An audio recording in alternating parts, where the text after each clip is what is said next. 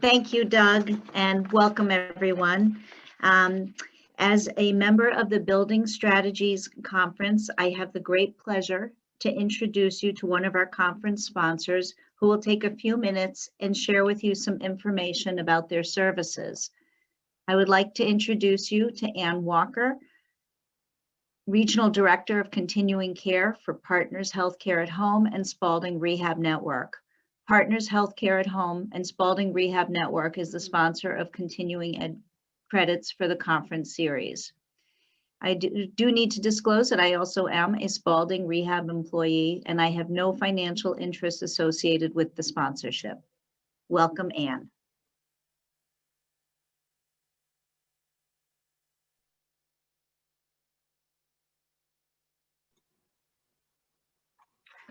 Hi, everyone.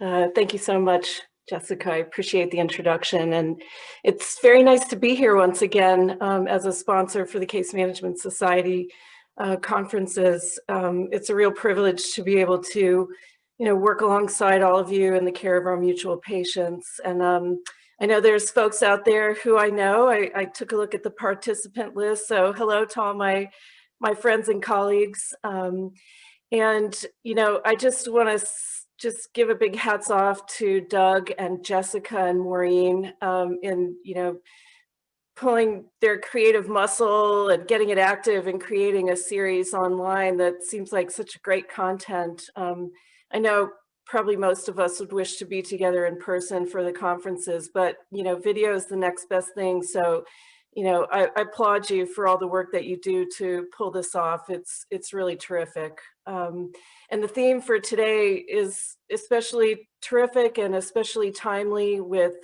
I think, what's on, most people's minds around our country and looking at cultural competency within our organizations and within ourselves.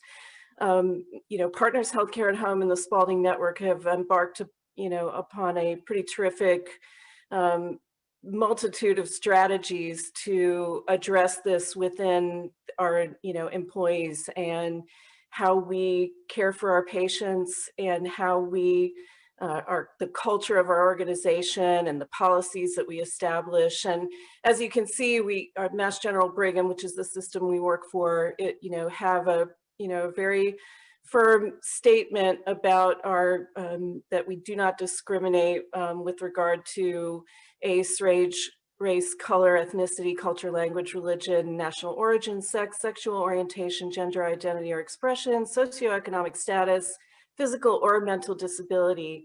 And, these statements are great and they certainly do express, a value and an ethos, but it's more important that that be backed up with the actual work. And I imagine that many of you are going through this within your own organizations as well. And I've, been really happy to see as an employee of a large system that, it's really happening down to the, all of this individual, employee level. I know within my group, I work with the liaison and admitting group, and we have monthly discussions around many issues related to diversity and inclusion, and as part of the United Against Racism campaign that the Mass General Brigham system has set into place. There's a lot of education going on, a lot looking at issues such as understanding bias, difficult conversations, communicating respectfully, considering culture in your interactions with one another as coworkers, but most importantly with the patients that we take care of.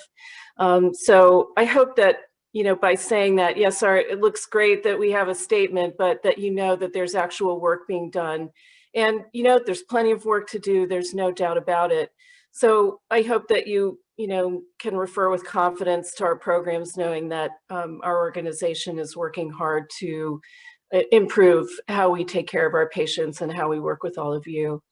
I guess I would just close by saying I wish all of you the very best in the coming year. And I forgot about this slide. So just giving an acknowledgement to a program that's been going on for a number of years that I think reflects in real life, you know, some of the work we're doing with patients around diversity and inclusion, and that's our adaptive sports program.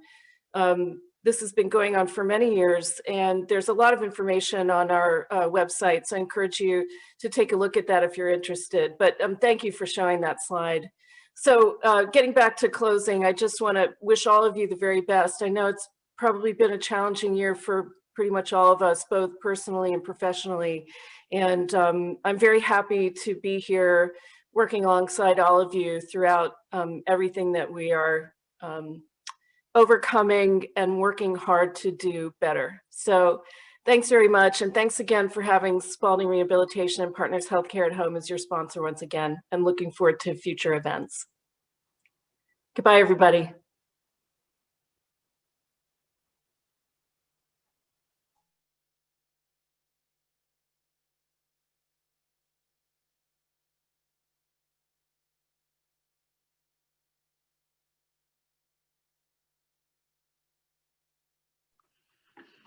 Thank you, Anne. So now I have the great pleasure of introducing our speaker, Melanie Prince. Melanie Prince is the president of the Case Management Society of America.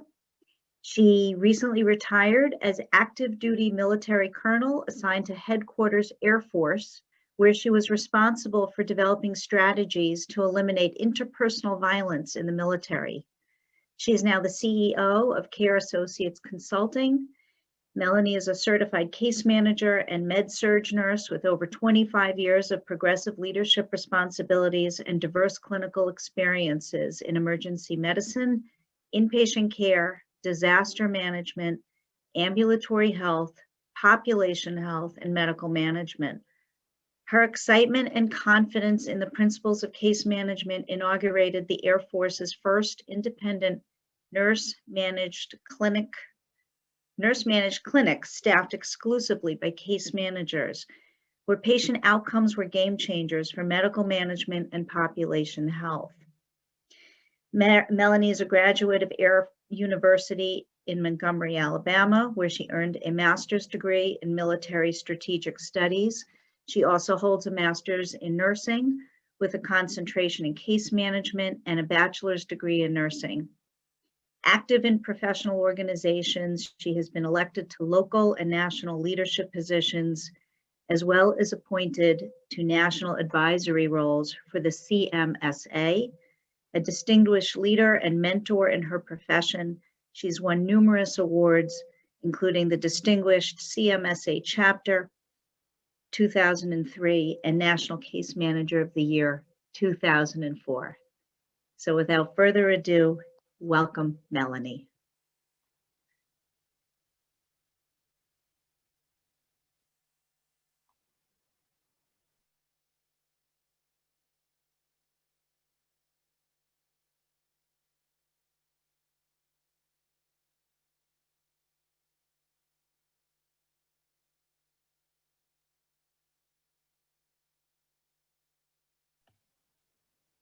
There we go. I needed my host to unmute me, so thank you. Thank you, Jessica. I appreciate the introduction. I am going to just pull up my presentation very quickly. I'm looking for the host to allow me to share screen. There we go. All right.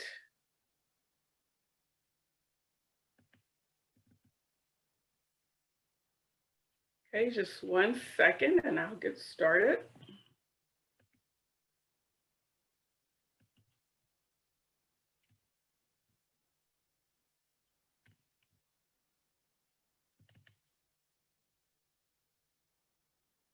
And I'll ask one of the other panelists to give me a thumbs up if they're able to see the presentation.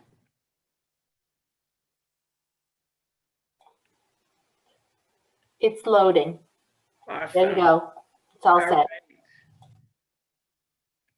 Although it is giving me a warning that the slide is not active. Let's see if that will work. Okay, perfect. All right, so again, thank you, Jessica.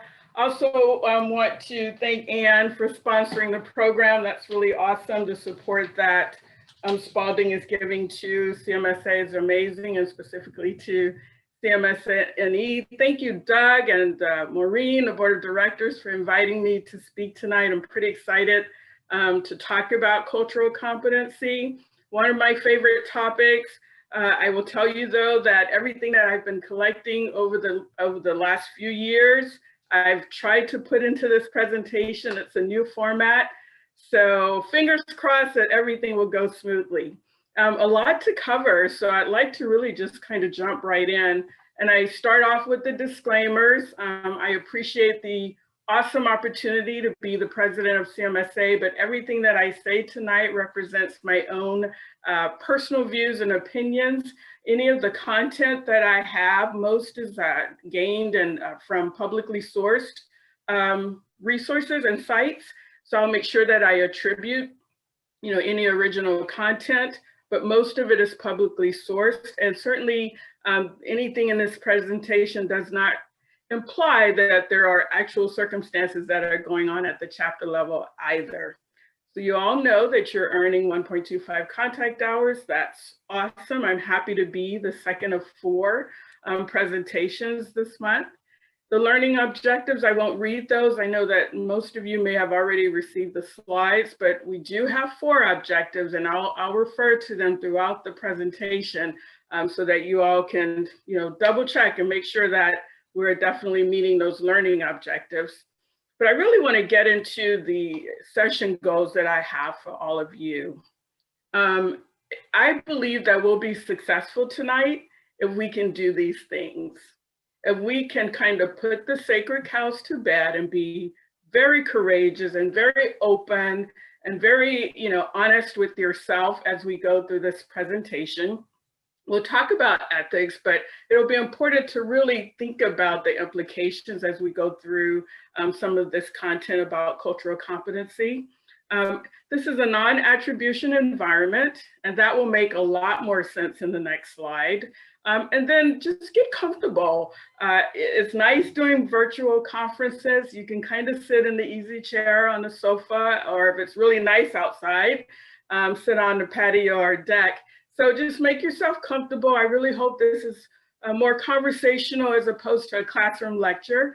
And then I'm going to ask you to really engage with me and participate with me as much as possible through a virtual space. And I have a tool that I'll use, hopefully that'll work, and we should be able to accomplish that. And then again, as I said earlier, to really just be very honest and open with yourselves. And even if it's a debate with yourself, I think the tool will help us have a little bit of debate online. But if we're able to do this at the end of this session, I think we will have been super successful. So let's talk about that tool. And I'm not sure if this floating panel is showing. That might be a little bit better. Okay, so some of you may be familiar with Mentimeter. It's one of my new loves for the year. I really like this tool. If you have your cell phones with you, and it doesn't matter if it's an iPhone or Android, I don't think a flip phone will work, but if you have your cell phone with you, go to your favorite browser, Google Chrome or Google, and I want you to type in, look at the top of the slide, and type in menti.com, or depending on what part of the country you're from, menti.com. That's MENTI.com. Just Google that. And then what you should see on your phone is something that looks like this. Again, MENTI.com, refer to the top of the slide, and it's going to ask you for a code. Again, the top of the slide, that code is 4903-5447. 4903-5447. One last time, menti.com, and enter that code. And then what we'll do is a couple of practice questions, because if this goes perfectly, Throughout the presentation, I'll be able to ask you questions. We can have some interaction, non-attributional, so everything is anonymous. No one will know who's putting into what. And I'll ask you to answer the questions as fast as you can, because Mentimeter can be finicky and freeze up if we take too long. So let's start with this question. What is your favorite season of the year? There we go, very good, it's working. So this is a word cloud, if you're not familiar. And so far, well, we don't have a clear winner yet. Favorite season. I don't see winter, but maybe that makes sense if we're in the Northeast, I'm not sure. All right, excellent, excellent, excellent. No clear winter or winner, but winter seems to be at the lower end of the spectrum. Hopefully spring will be here really soon. Okay, next practice question. What would you bring to a desert island? I think it's going to ask you to select two, if I remember correctly. What would you bring to a desert island? Awesome, okay. No one would bring a smartphone, so there we go. Somebody would bring their cell phone, or at least a charger. I love the my significant other, seems to be the winner so far. That's great, significant other and matches. All right, so this is an example of a column styled multiple choice question. Let's try one more. Which kitten is the cutest kitten?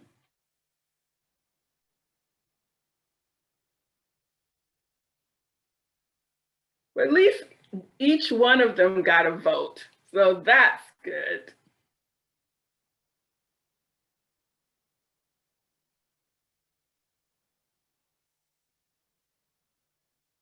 That's great. So if anybody's still struggling a little bit with the tool, just Google menti.com. The code will be the same throughout the presentation, 4903-5447, and we'll get started. All right. So here's my thesis about tonight's presentation. Cultural competency is a lifelong journey. It's a lifelong attempt at honing your education and development, because we will always have social change, migration, and changes in demography. So that's my thesis for tonight. That should be the running thread throughout the presentation. So just to set a baseline for yourselves, which phrase most reflects how you relate to tonight's topic?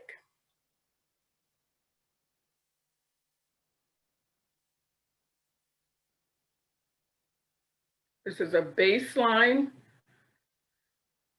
sort of benchmark, so you guys can think about this topic and then maybe think about it again at the end of the presentation. This is very interesting, very good, and certainly validates the fact that there is some debate about should we be talking about cultural competency at all, right? There's some schools of thought who says, you can't really become fully competent in every single culture that's out there, right? So why are we using the word cultural competency? There's also schools of thought that says cultural awareness and sensitivity is just not enough, that there has to be more. You know, I appreciated what Ann said earlier about the fact that, you know, they don't just have a statement that their organization strives really hard to practice it in behavior, with behavior and modeling. So I think that's great. So the jury's out. We'll see what you think at the end of the presentation. All right, so I'm using you know, the yellow brick road, one of my favorite, you know, Disney stories here. But I'm using this as a metaphor to kind of help guide us, right? And basically what we're gonna do tonight is build our road and then travel the road that we just built. Now, many of you know I'm prior military, and in the Air Force, we had a saying that sometimes you have to fly the plane while you're building it. That's what Air Force pilots do. And they're pretty awesome that they're able to do that. So we're gonna do this tonight on the ground.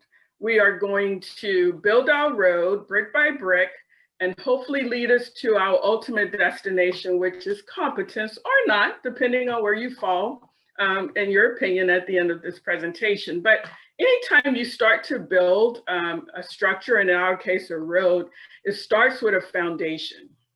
And then foundations require cement and mortar, right? And when I talk about cement and mortar and the foundations, what I'm really alluding to is the fact that as case managers, we need the knowledge, skills, and abilities, KSAs, in order to truly become competent, right? So with cement and mortar, those are the things that bind together to create that foundation. So our knowledge, skills, and abilities together will make us become more and more competent along our journey.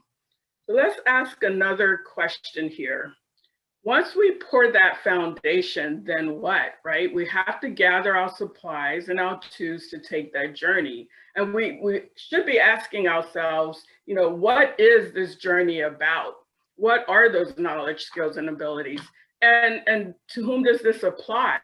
And in order to answer that question, we must talk about race, ethnicity, nationality, and then in general culture. And then how does it look? And this is where we'll have an opportunity to discuss migration and demography.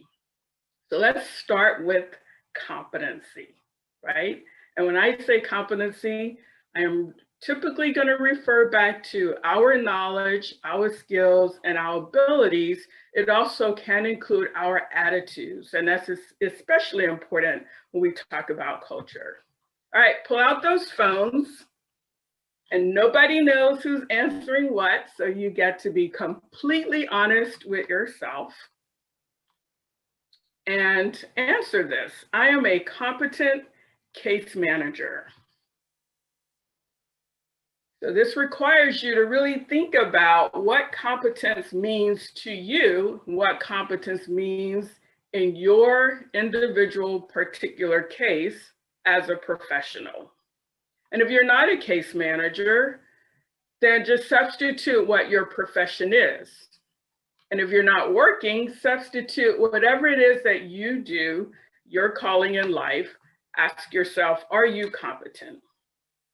So most of you agree, or strongly agree, that you are competent in the work that you do. So I will ask you, what makes you competent? We'll talk about that a little bit more. So these are the stages of competency that I wanted to present tonight. Honestly, I had applied to the Air Force to use the models, which I've lived for almost 30 years because they are so great. I will tell you, one of the things that is so critically important in the military, all branches, is that our airmen, our soldiers, our Marines, our sailors are highly competent in the work that they do. And many of them perform work that no one else in the world can do. So you got to ask yourself, what does it take to achieve a level of competency that makes the work that they do essentially no fail? I talked about flying a plane while you build it. I cannot even imagine what it would be like to not have a mindset of constantly training and constantly learning, because that's what I spent the last 30 years doing. Even if it was training for physical fitness, I had to demonstrate competency in how to do a push-up for my 50 push-ups. And I will tell you, if 3 of them were not correct, I did not pass. I mean, it was as basic as physical fitness all the way up to the ability to launch a rocket or to, launch a missile and hit a dot in the middle of the ocean. Competency training was a big part of my life. So these two models are pretty close to what we used. And let me just tell you, the first one is a model that was developed by the European Union for their staff. They have people all over the world. And so they developed this step ladder model that I really like. And as you can see, you have that first level of awareness, trained, experienced, and expert. I won't go through these. The point here is that it is an evolution to competency. You're not just automatically there because you've learned a skill. And this is why I'm saying my thesis is that even with cultural competency, it is a lifelong journey. And then the model on the right really gets more into kind of a systems approach. So you may start off mentoring someone and teaching them how to do a certain skill, but then that person should be able to advance to developing activities themselves and then promoting the idea of that skill, being able to evaluate it, plan entire programs, and then ultimately recruit others into the level of competency. So again, think about where you are in your career. One last model that I think is pretty cool, and this was developed by a guy named Noel Birch, and he talks about various stages. So one is a step ladder, this is stages of competency. So unconscious competency means that a person understands or know how to do something, or does not understand or know how to do something, and doesn't necessarily recognize that they have a deficit or a gap in their KSAs, knowledge, skills, and abilities. So they may deny the usefulness of the skill because they don't know anything about it. And it's important for that individual to recognize their own incompetence, but sometimes they're not able to do that. And so they undervalue the skill. Conscious incompetence, the individual does not understand or know how to do something, but they recognize that there is a deficit and there is a gap, as well as recognizing that there is value in understanding and being able to perform that skill.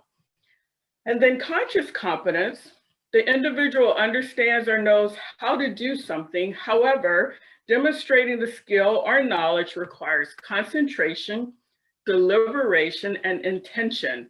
It may be broken down into steps, and there's heavy conscious involvement in executing the new skill. And then finally, unconscious competence. The individual has had so much practice that it has become second nature and can be performed easily. As a result, the skill can be performed while executing other tasks. And the individual may be able to teach it to others depending upon how and when it was learned. And again, I refer back to my military experience because, going overseas and defending freedoms and defending our country, we have to be at a point of unconscious competency. We need to be able to respond without thinking about it. And so I challenge you to think about cultural competency in this way. Where are you either along the step ladder or where are you in the stages? And it's okay to be in any one of those as long as you accept that this is an evolution. The ability to be competent in culture is that lifelong journey. And we'll talk a little bit more about that along the way. So I said earlier that you can't talk about culture without talking about race, ethnicity, and nationality. So let's just start with some definitions. And these definitions, Cornell and Hartman define race as defined and determined by physical characteristics. As compared to ethnicity, which really gets into a person's culture, language, family, and place of origin. So these are, here's an example when I think about race. So a female born to Japanese parents in Atlanta might consider herself as racially Asian, but as ethnically Japanese or Japanese American or even American. So that's what we're talking about with race. And then ethnicity, a female born to Black, Native American, white parents, and that would be me, in South Louisiana, which is where I'm from, might consider herself as racially Black because it's defined as having, 2 drops of Black blood or African American blood, but ethnically associate with the Cajun culture. So those are just 2 examples of the differences. I'm looking for my other chart here. Here we go. I can send this to you guys. I found this a little bit later, but there is, let's see. When we're talking about race, I have another author who works at the National Institute of Health, talked about race as being defined, not only being defined socially, but the fact that there's no biological support to that all of our DNA and RNA, all that's the same. There's not a race that's a subspecies to another, that this is definitely determined socially and not biologically. All right, so who determines race? How many of you have filled out forms, and especially now as we sign up to get our COVID vaccines, there's this enrollment card and this data where it'll ask you, what's your race? Usually it's opposite from what's showing on the slide here. Usually it'll be what's your race and then what's your ethnicity, right? So this is just part of our everyday lives. I wanted to show you a few slides though. This slide is not meant to read, so don't worry about it if you can't see it. But I wanted to show how race has evolved, and to some degree, just how ethnicity is characterized over the years.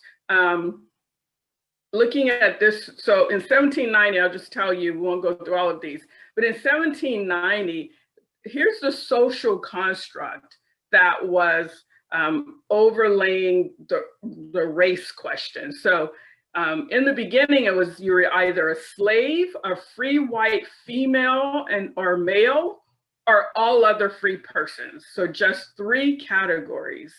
And I talked about, what impacts culture and the social changes. So if you fast forward to, let's say, the 1900s, right, in 1900, there were 4 categories: Indian, Chinese, Japanese as one block, and then Black, which would include Negro or of Negro descent, and then white. So moving forward, looking at, let's go to 1990. There are more categories socially evolving here. Eskimo, Indian, and then there was a group of Asian or Pacific Islander, which would include Chinese, Filipino, Korean, Vietnamese, Japanese, Asian, Indian, and other APIs, Asian Pacific Islanders. And then there's Black or Negro, another category for Spanish, Hispanic origin.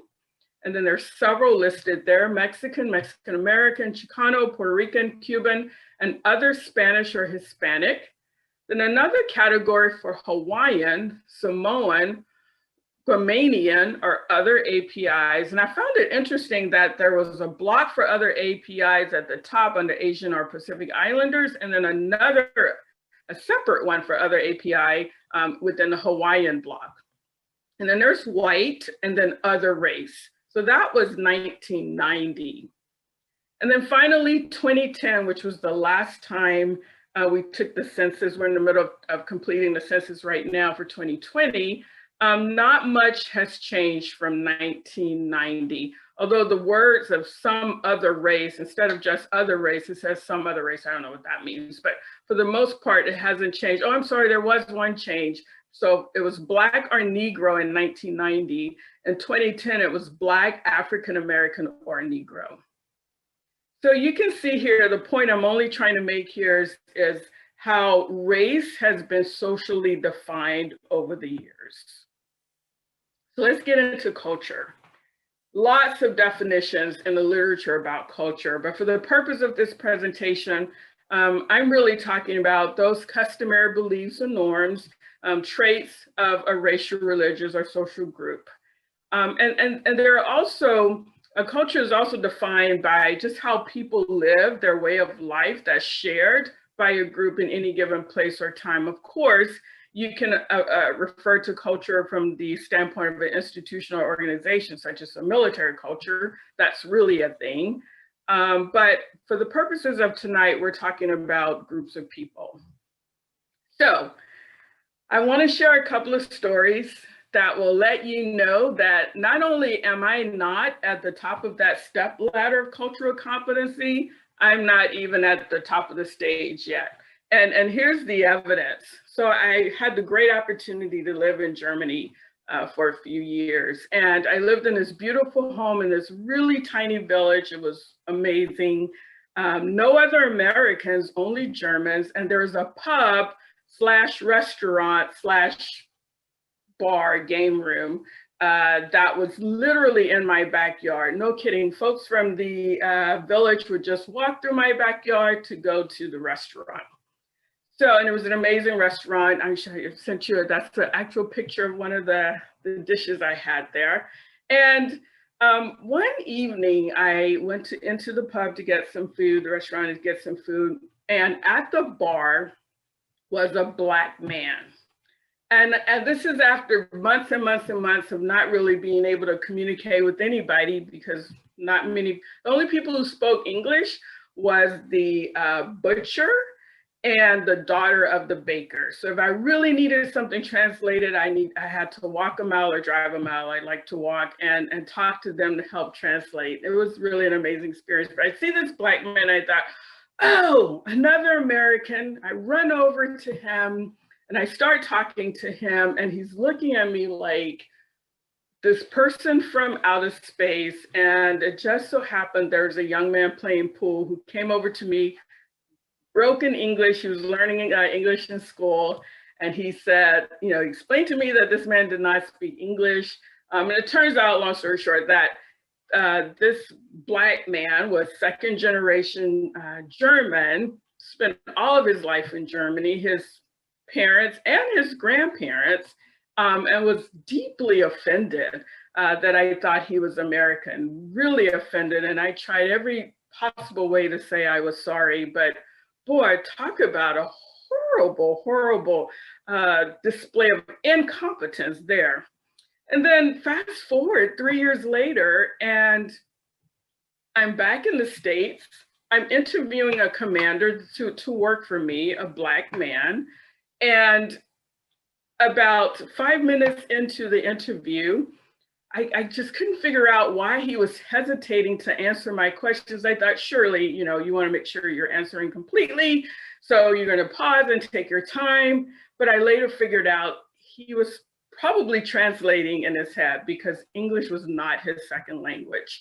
And indeed, he was from a Latin American country and considered himself to be Hispanic and absolutely did not consider himself to be African American or Black American. I could not believe I made the same mistake again. But I tell you this because, you know, race is very much about physical characteristics, but culture is absolutely about, you know, the norms of a country, where you're from, your beliefs, and things like that. I have on here the Somalia study, and I only mention that because through all of my readings, this is one story that really resonates with me. Just because we're on limited time, I won't go through everything, but it is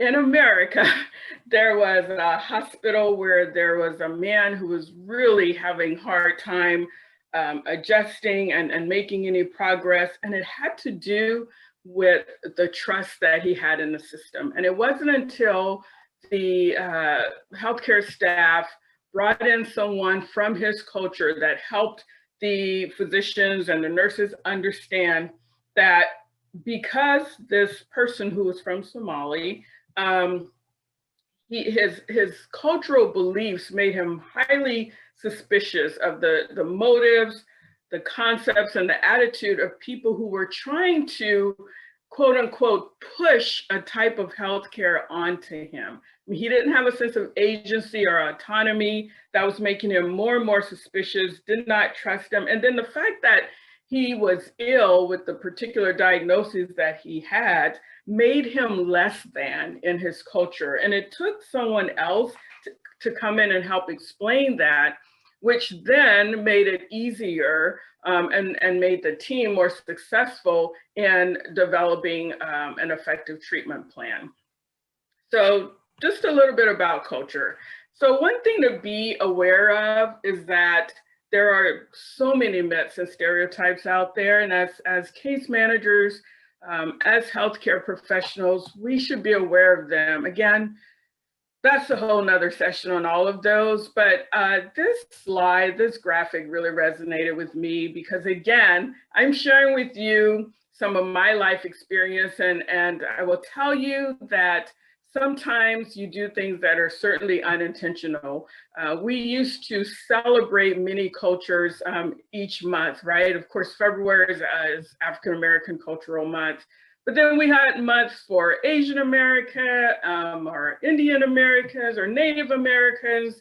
You know, over the years, it's been named different things, and folks would come in and we share food and we talk about various aspects of the culture. But the thing that turned out to be very distressing is that folks would show up in quote unquote costumes to try to represent that culture. Again, not intended to be anything negative, but the perception was just not really great. So this is why I really, really like this image. All right, so let's go back to Mentimeter. Hopefully you didn't put your slides or your phones up. All right, cultural competence is a standard in the CMSA standards of practice. Is this a true or false statement? Or if you're not sure, certainly select not sure. Is cultural competence a standard for case managers in the CMSA standards of practice? Okay, we still have a few people answering. All right, so if you answered true, you are correct. It is absolutely a standard. It is part of the guiding principles where it specifically says that we as case managers should be using a client-centric and collaborative partnership approach that responds to a client's culture, their preferences, their needs, and their values. And there's a strong communication component to that, where we should be practicing cultural and linguistic sensitivity and maintain current knowledge of diverse populations within the practice demographics. So this is what I want to address, sort of what I started out with, which is the various schools of thoughts on cultural awareness, sensitivity, competence. Here's what I will say. We spent some time talking about competence, right? And the training and the knowledge, skills, and abilities. And the school of thought says that, the one school of thought that says, let me slow down. There's no way you can possibly know everything about every culture.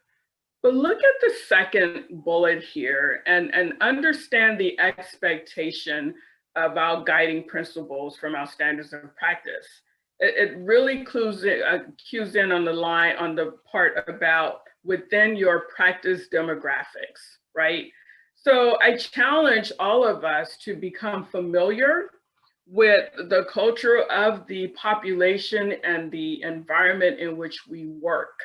Don't need to know all cultures of the entire globe, but certainly should be making an effort to travel that journey toward competence within the context of the populations that are reflected, the demographics that are reflected in your populations.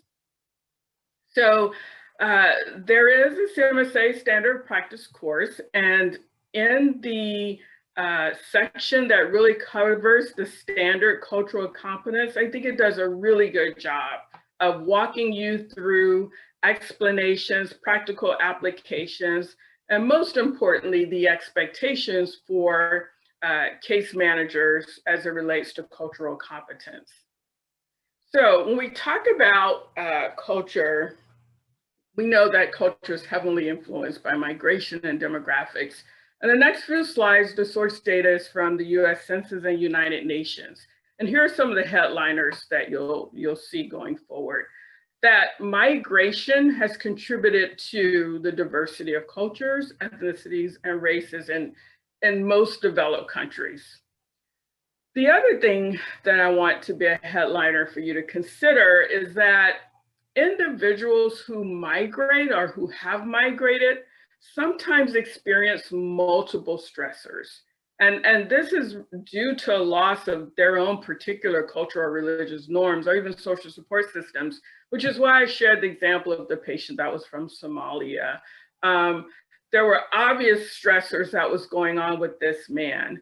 And it wasn't until someone else came in to kind of help translate that for him, not just in English, but just the cultural norms and customs that was conflicting with him as a patient and the treatment plan that they were trying to impart. So a little bit of information about demography and humanity. The study of demography and humanity is the fact that we take statistics and interpret them as it refers to human populations changing over time. And the key statistics has to do with fertility or births, mortality, and then migration rates. So again, from the US Census and the United Nations data, lots of super smart people will do research and take studies and surveys and do predictions. And this slide is just simply telling you that there is a trajectory for more people in America to move from rural to urban areas. And this is actually true for around the globe. And you can see here that in about 1950, I would say, there were more people living in rural areas, but it started to slowly increase and show a migration toward the more urban centers. And then looking at 2020, the prediction is that that will basically skyrocket by 2050. Okay, let's look at aging. All right, sorry, I do not know how to get rid of this little window. So, gosh, you guys, we have the possibility of living till we're pretty old there. Aging is going up, 94 years with a young of 82 years. And then life expectancy is about 88 years. And that's true for the USA as well as all of Northern America and Europe. And then population by age groups, you can see that by 2075, the population in America, there will be more 25 to 64-year-olds. But look at the young number, the young folks, 15 to 24, pretty flat there over the next 30 years or so. So what are the implications for us as healthcare? Well, I don't know if I want to be around in 2050, but what should we be doing as we think about how our population is changing over time? So these are some of the conclusions that I draw from looking at tons of these slides. I've only shown a few tonight, but more people are living longer and moving from rural areas to the cities.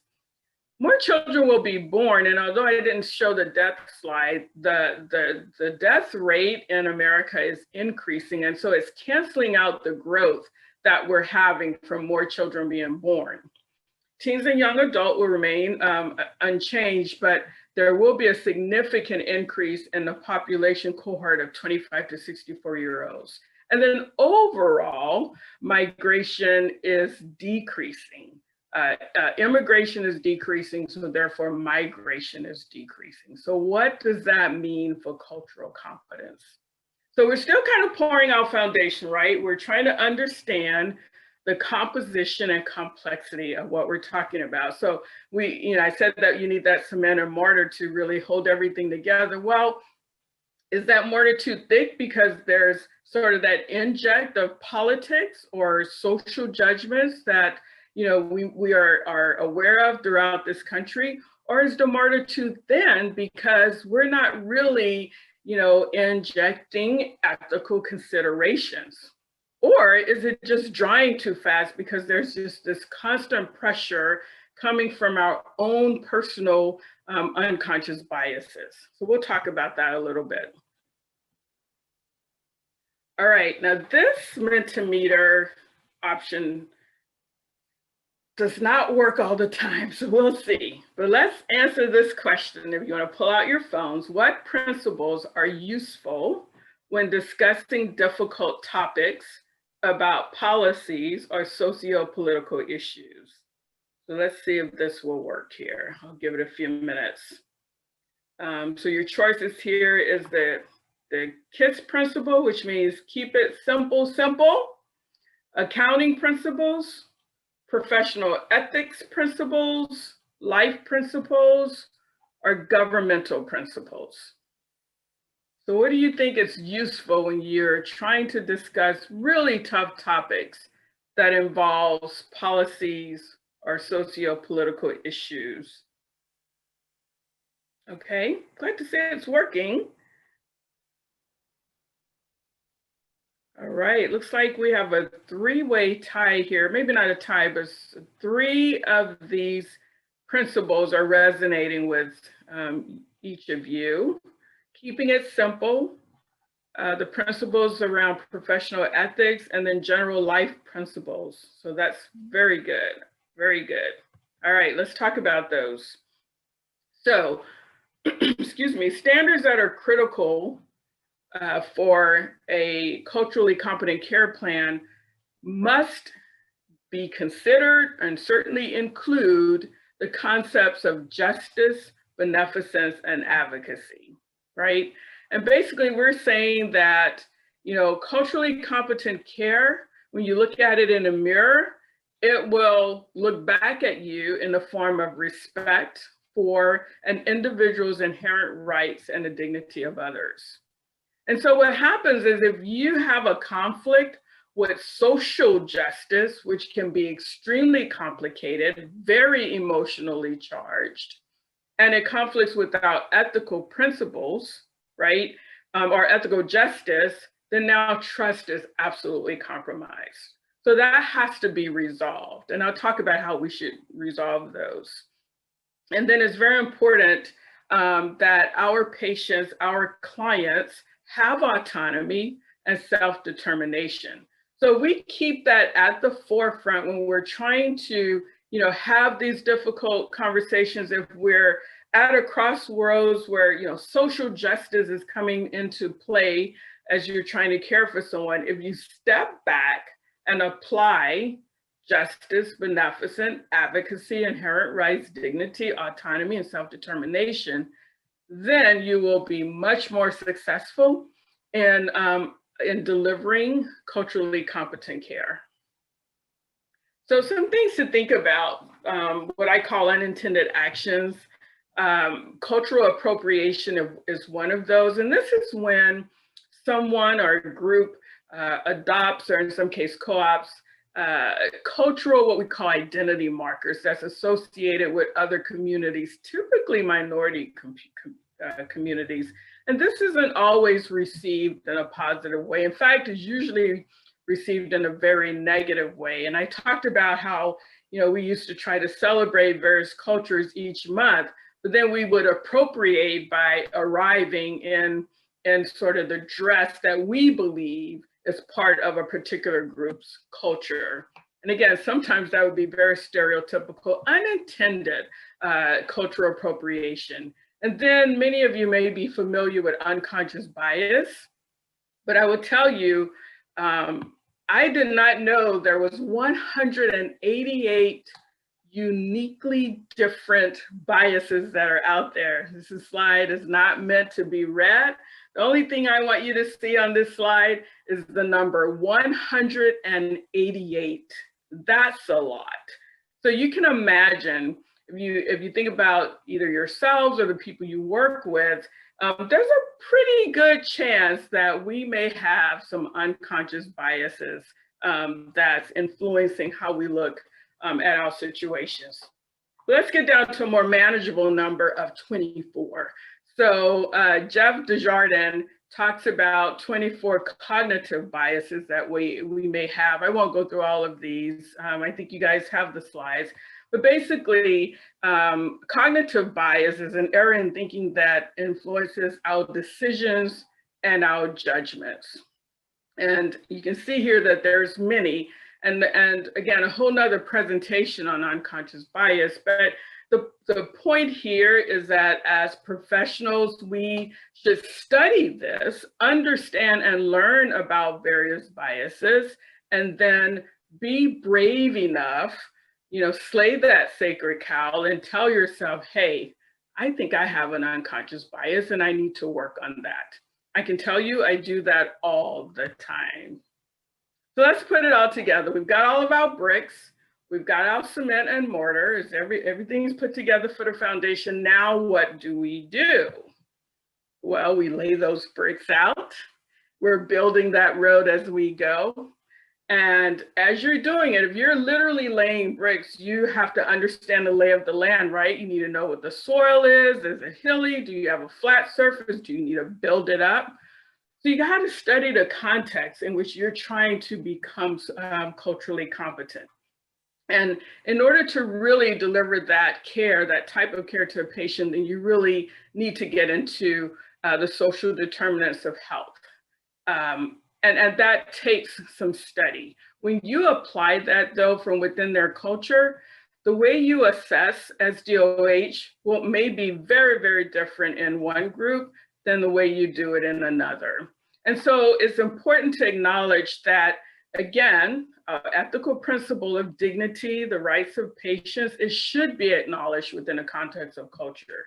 I've already talked about that ethical justice and social justice. It really applies to minority groups, that concept of trust, and we're seeing this right now. I think as we talk about, even with vaccine hesitancy, to me, when I look at all of that, I step back and I ask, why is there such a lack of trust? And it's about stepping in and understanding that social justice may be bumping up against ethical justice, and there might be a divide there that really needs to be bridged. And then just recognizing that autonomy may differ, the understanding, demonstration of autonomy may differ among cultures. So not a topic, not a presentation on SDOH, but I just wanted to put this out there just to remind people what we're talking about, the conditions and environments where people are born, live, learn, work, play, worship, that affects health, functioning, and quality of outcomes and risk. And you can see the various categories there. So now we want to set our compass to move forward with our road. We've got our bricks laid, it's laying out, we're ready to do some traveling. It's time to look at where you're going, assess the line between where you're starting and your destination. And to do that, we've talked about that self-assessment for unconscious bias, really taking a deep look into your own personal traditions and beliefs, and then contrasting that with clients. Not to say that we need to be emphasizing the differences, but understanding that there might be a difference there. And so you have to eliminate or reduce the unconscious bias to really meet your client where you are. And if you're unable to do that yourself, be bold enough to secure the resources to help navigate that divide. Another thing to think about is that there will be obstacles along our path. It's not always a smooth road from beginning to the destination. And so you're going to have some challenges with communication.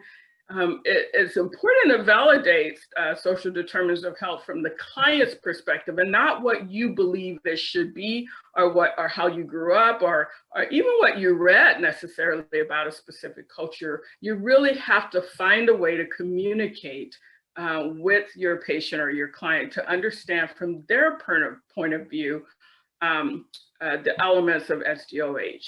And then if you're working in an environment where you know that there are systemic barriers to your ability to practice in a culturally competent way, then you have to do something about it. As case managers, as professionals, we are automatic leaders, no matter where we are in the supervisory chain. The fact that you are a professional mandates that you take a leadership position to eliminate barriers. And I will say that you've got to be thinking about what could sort of blow up in your face as you navigate your way toward cultural competence. So I have a few here.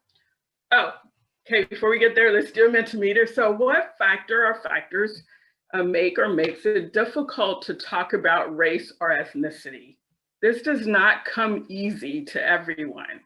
So if you're being honest with yourself and nobody can see your answers, what factors make it difficult to talk about race or ethnicity?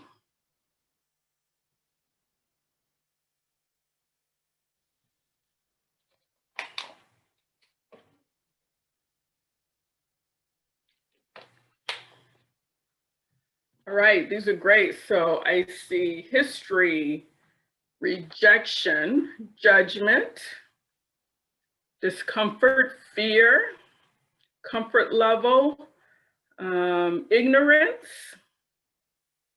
the fear of offending someone. That's a good one. They're all good, but that's a very common one. Uneasiness, reactions, misunderstanding.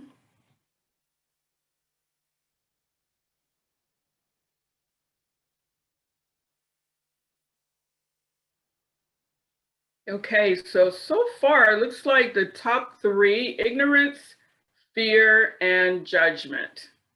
I see experience as well. Very good assessment. All right, let's talk a little bit about this. I threw these up because, you know, again, when I do these presentations, I know Melanie better than anybody else I know, so I'm gonna always talk about myself. But I talked about those things that can blow up in your face, and these have for me. And I remember where I come from, my military career, right? So I think about these 4 words and realize now how socio-politically charged they've become. You guys remember when you said both sides, that it used to mean considering every angle, you know, looking at all sides, considering other points of view. I say that so much when I am working with staff, when I'm working with folks. I'm always wanting to hear every voice. And so I'm always interested in both sides or all sides. And now that has a little bit of a charge to it. Same with loyalty. Man, if I am out on a mission, I have got to be loyal to that mission no matter what, or other people will die if I deviate from the course. So loyalty used to be about dedication and commitment. And I can't see your faces, but I wonder if you would agree with me that that term has taken on a kind of a new meaning in our socio-politically charged environment in this country. Same with patriot and assimilation. I tried so hard in Germany to kind of assimilate. Everybody knew I was American. In fact, I was that American. It was said very sweetly, but I was definitely that American. But I tried to assimilate. I tried to, you know, do things in a way that I was not only respecting the culture and the village where I lived, but the way that the people lived in that village. I thought that was a good thing. Not so much anymore. So just be aware of some landmines that might be out there. And then I think, you know, just thinking about landmines, communication can be really tough, but we have to invest in that. And the way to invest is to create the space in your mind, the mindset, literally create the space when you're working with patients this takes time. And I know many of us are so busy. We've got so many cases, so many phone calls, so many emails to make, so many Zoom sessions to do. You know, we're just super busy. But when we are faced with a client or a patient where we know that there's a cultural divide, you've got to find a space to bridge those gaps. I also believe that there needs to be some humility and some personal courage as individual professionals to recognize our deficits. That's part of competence, that we're recognizing our deficits, and then being able to move forward. Again, I talked about leadership, that you don't have to have a position or a title to be a leader. Well, don't focus on the problem other than to say you need to work the solution. So don't throw up your hands. Don't say your mortar is set, so you're done with it, right? Work the solution and then create teachable moments for others. Don't keep all of that good knowledge that you have just learned, but certainly pass it on to other members of your team. And then be very aware of your nonverbal messaging as you're working with patients. So that road is built. It's time to follow it. You're going to use the fact that cultural influences should be a part of any treatment path that should be patient-centered. You're going to invest the time to effectively communicate, and then you're going to steer your plan such that you're able to meet your patient or client where they are, not what's convenient to you, but where they are. And again, that's going to take a little bit of investment. So I come back to this chart here, this graphic, you know, where are you? When does information about culture transform into revelation? When do you really know? The circumstances of culture are revealed in real time. That's when you know, not in hindsight, not, oh man, I should have, but you can recognize it in real time. And when you're at that point of revelation, then now you've got perspective. And you are pretty high on this triangle to cultural competence. So again, I say this is a lifelong journey.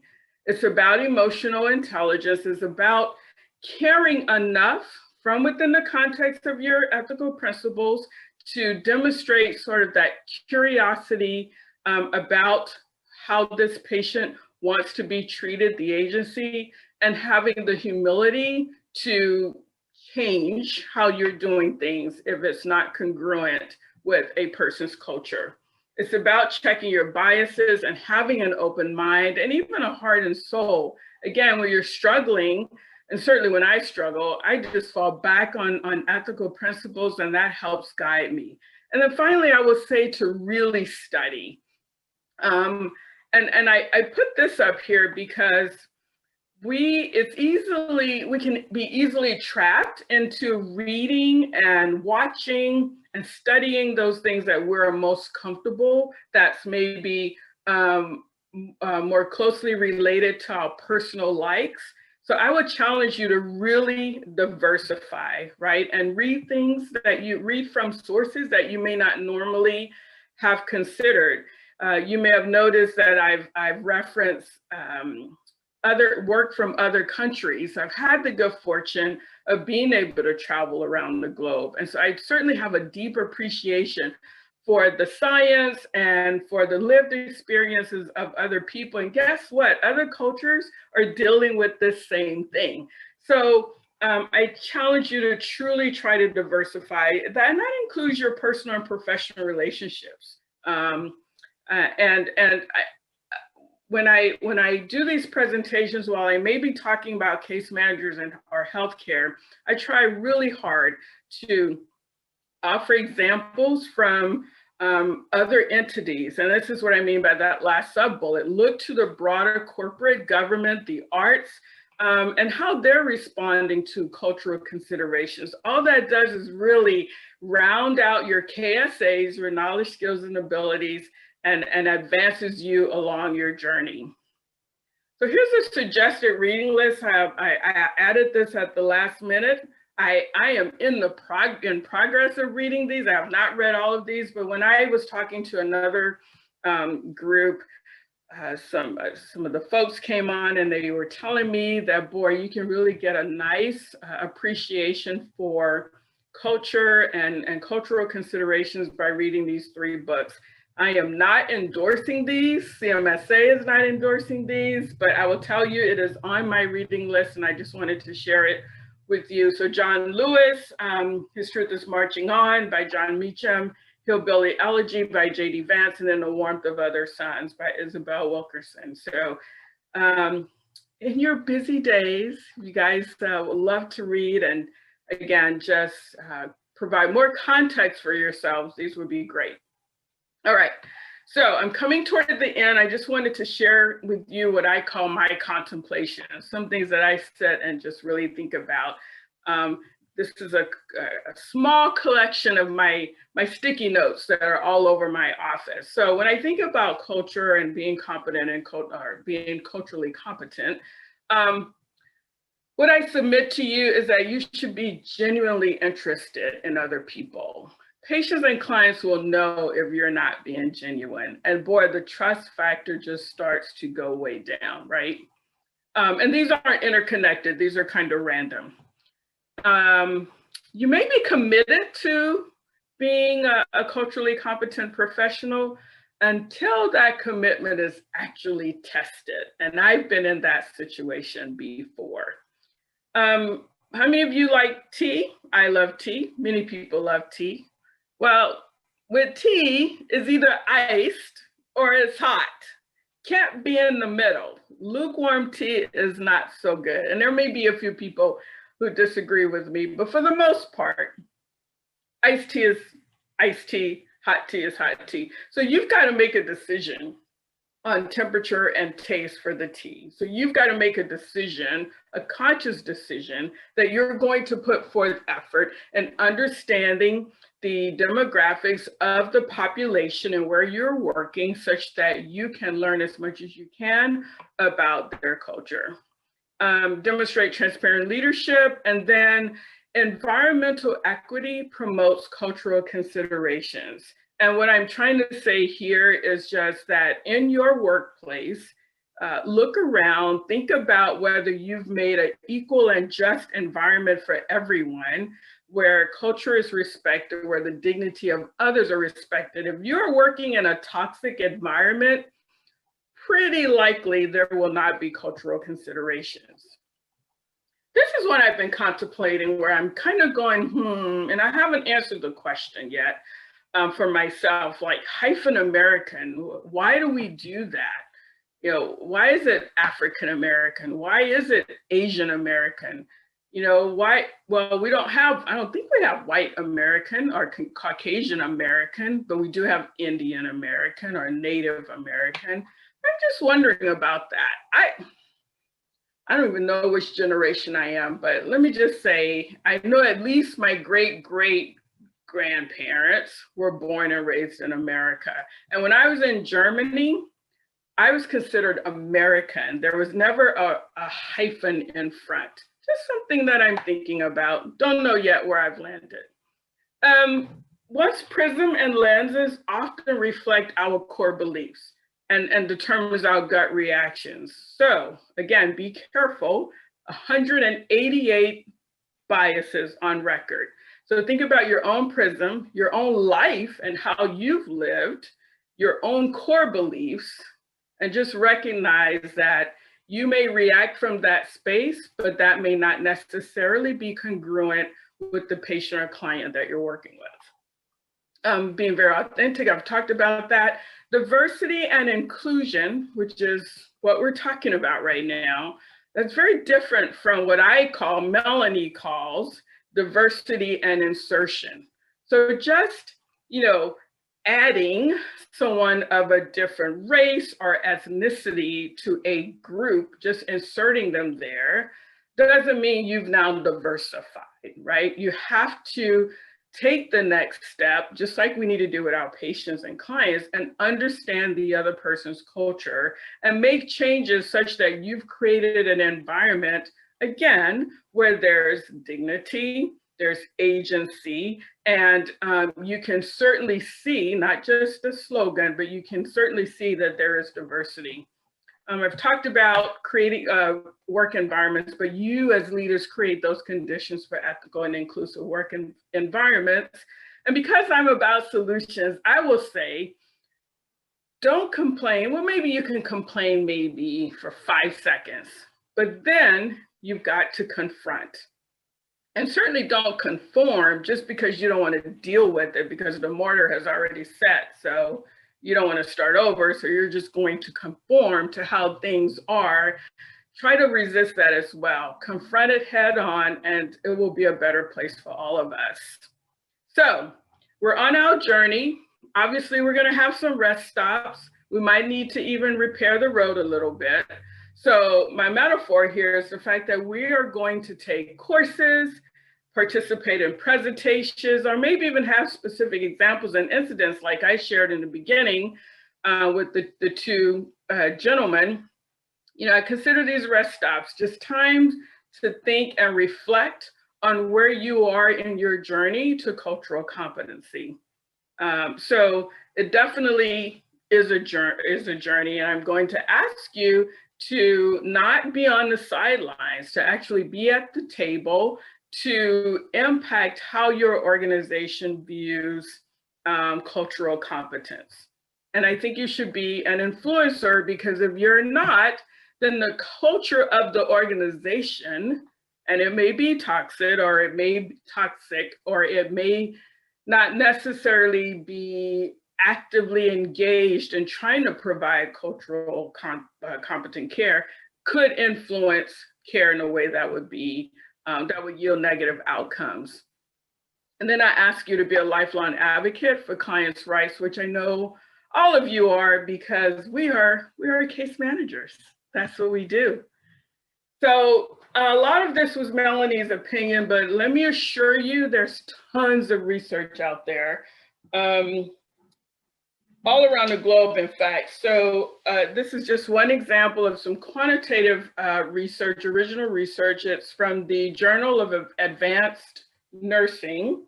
And this was research that was done in China, all right?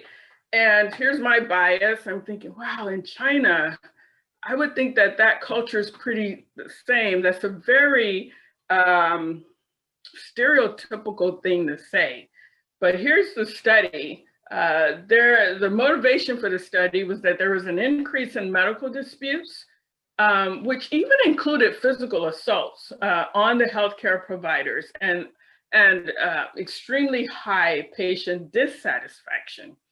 So they designed a study, a cross-sectional path analytical research design was used, and they sampled 583 hospitalized patients from 6 different areas of China. This was in 2016. And the results, significant associations among cultural competence of nurses, patient satisfaction, and patient trust were confirmed. And the research supported the proposed mediating role of patient trust, that in fact, patient trust needed to be at the center. It further supported the fact that cultural competence, communication positive behaviors, trust building behaviors, and shared decision making were yielded positive health outcomes and significantly correlated to patient satisfaction. So again, there's research out there, not just in our country, but in other countries, that certainly validates the need for cultural competence. Here's an example of qualitative research. This was done in 2019.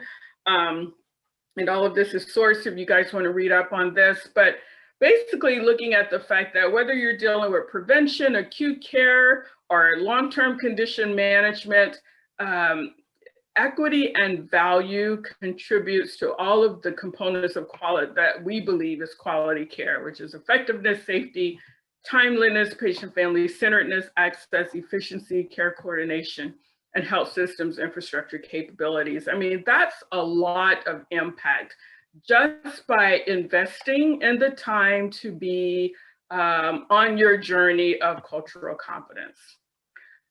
So, knowledge, skills, and abilities. There's a lot that can go into that. There's a lot that goes into really putting together your tool set to become more and more competent as you evolve in your career. Motivational interviewing is one that I wanted to highlight. This addresses the communication piece.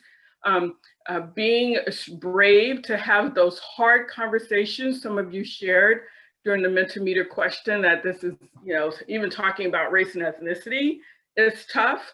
So recognize that and think about what can you do to overcome some of that. We're talking about cultural competency, but also diversion and inclusion. So when you merge all of these skills together, you certainly are on your way to being at the top of that pyramid. So let's recap as we come to the close of the presentation. We must consider our ethical principles when we're interacting with diverse populations. That is a must. If you are coming from a place of ethical considerations, you are on the right path. Your compass is set for true north, and so that's great. Societal trends, social change, and population migration influences cultural norms and beliefs. You can see just in looking at how we define race over the decades, was impacted on what was going on in America socially. Unconscious bias may impact how we communicate with our patients, how we set goals, and how we even assess social determinants of health. So again, it's important to meet our patients where they are and pull in all the resources that we possibly have to help us close that divide. And then employ a way of systematically evaluating not only yourself, but your staff. And understand where folks are in terms of their KSAs, and their knowledge, skills, and abilities are something that evolve over time. It doesn't just happen at one point. It is absolutely an evolution. And there may be times when you go backwards, like I have done so many times, but I certainly have tried really, really hard to be very considerate of someone else's culture, and it's about dignity. So why, what's the why? Just kind of going back to the beginning, why even talk about this? Well, as case managers especially, our profession expects it, and I would submit our patients deserve it. And according to our standards of practice, if you are a case manager, and I know all of you may not, but it's written right here in our standards that we, professional case management today fosters the careful shepherding of healthcare dollars, but also maintaining a primary consistent focus on quality of care, safety, timeliness, and availability of services. But most importantly, client self-determination and the provision of client-centered and culturally relevant care. This is what we are supposed to do, and this is what's expected. This is how CMSA defines the definition of culture and cultural competence in our standards. You can see the references here. I won't read these, but again, this is a core part of our profession.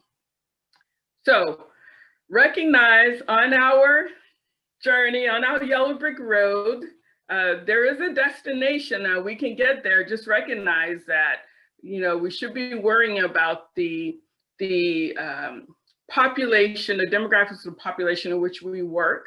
So I'm not expecting, some of you from, say, New Hampshire or Massachusetts to understand what it's like to work in the heart of Cajun country in Southwest Louisiana. I tell you, that is absolutely a different culture. And I would have to definitely brush up on my KSAs if I should move back home. But it is about the various levels. You can be at a level of awareness, you can be trained and have experience, but at some point you certainly can be an expert, and you can go all the way back to awareness depending on where you are. And that's okay, because it is a lifelong pursuit of a goal. Okay, last Mentimeter question for the evening. Are you a social worker, a nurse, a therapist, or other healthcare professional?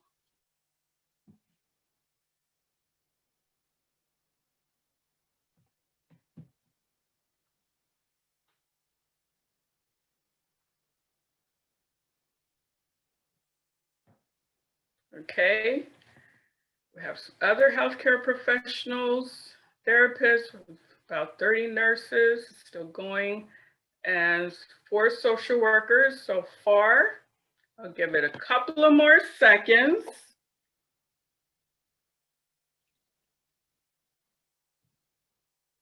All right, Melanie, why are you asking this question? Well, it's National Social Workers Month.